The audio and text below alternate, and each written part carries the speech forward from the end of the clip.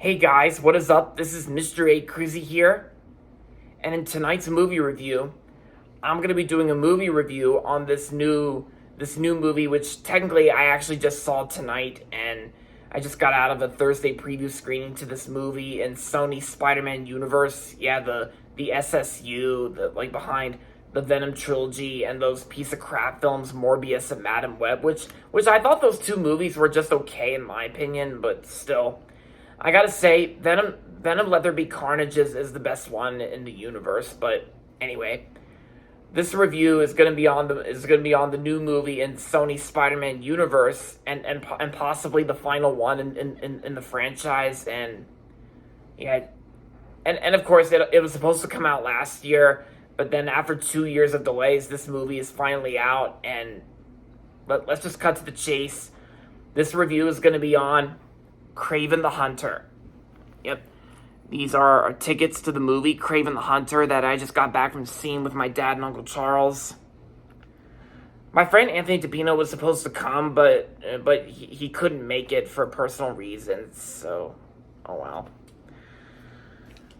But yeah, so Kraven the Hunter is a new movie. Is a new superhero film from Marvel, and so this movie stars Aaron Taylor Johnson, Russell Crowe, Ariana DeBose, and yeah. So in this movie, Kraven's complex relationship with his ruthless father starts him down a path of vengeance, motivating him to become not only the greatest hunter in the world, but also one of its most feared.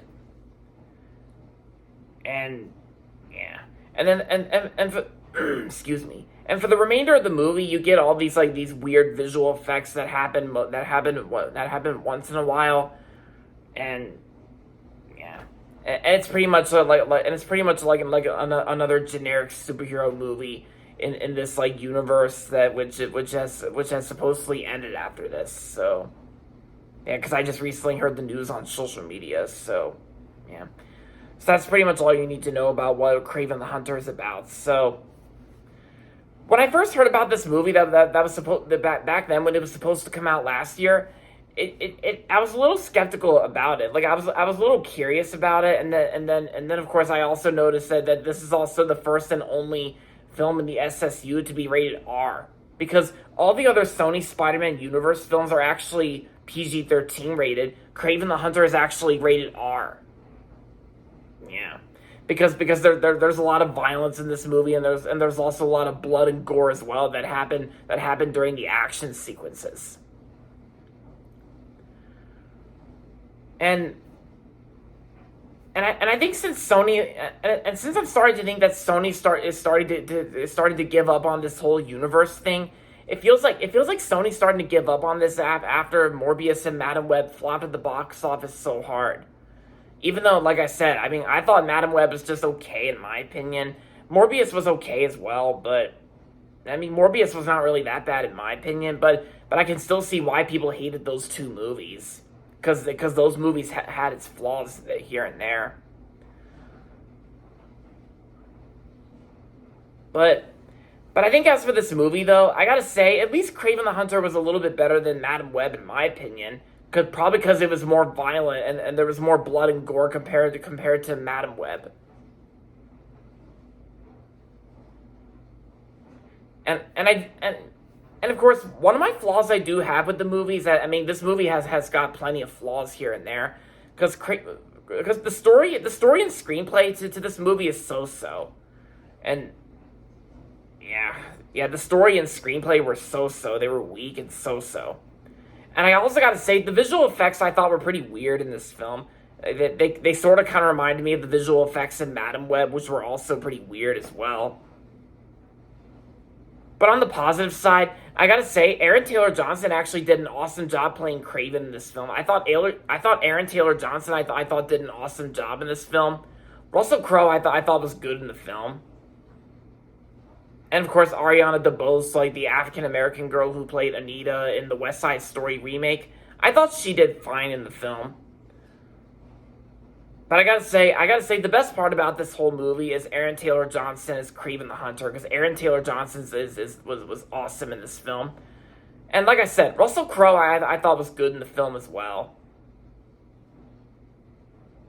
But but but I think the main reason why people hate the Sony Spider-Man universe, I'm starting to think that the main reason why people hate this universe is because this franchise is basically about all these like Spider-Man villains who have their own movie, but the major issue is that the real Spider-Man doesn't show up and never makes an appearance in either one of these films. I bet that's the main issue that people have with this whole universe. Yeah, but oh well.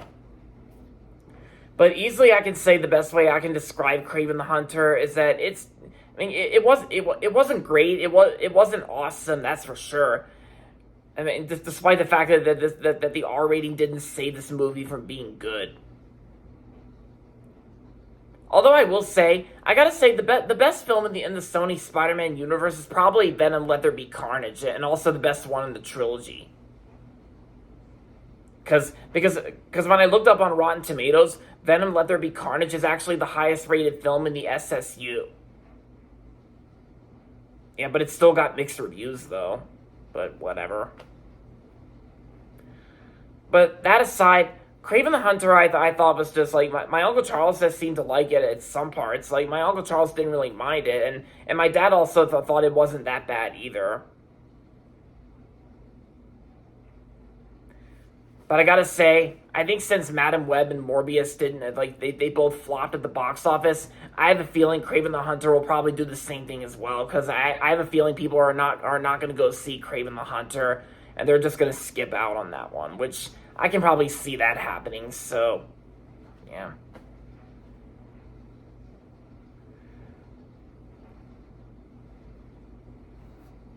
So, overall, Kraven the Hunter was average. It was okay, but still, it was a little bit better than Madam Web, but not really saying much. So, overall, I'm gonna give Kraven the Hunter 3 stars out of 5. Yeah.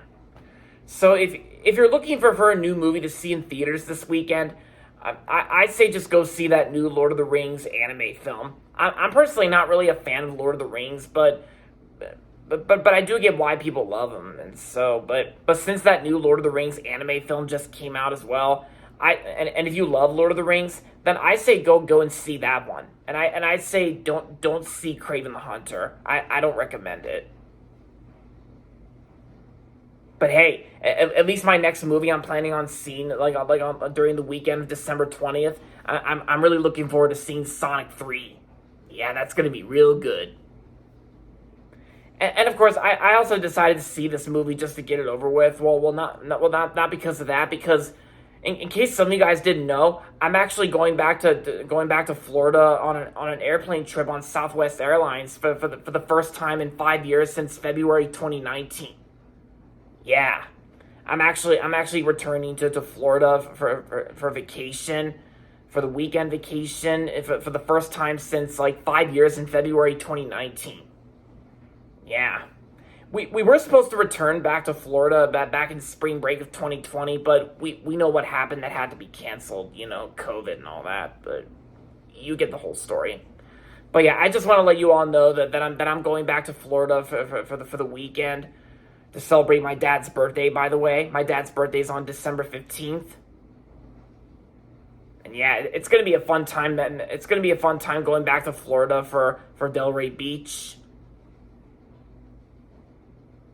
And yeah, I just want to let you all know. So, there you have it.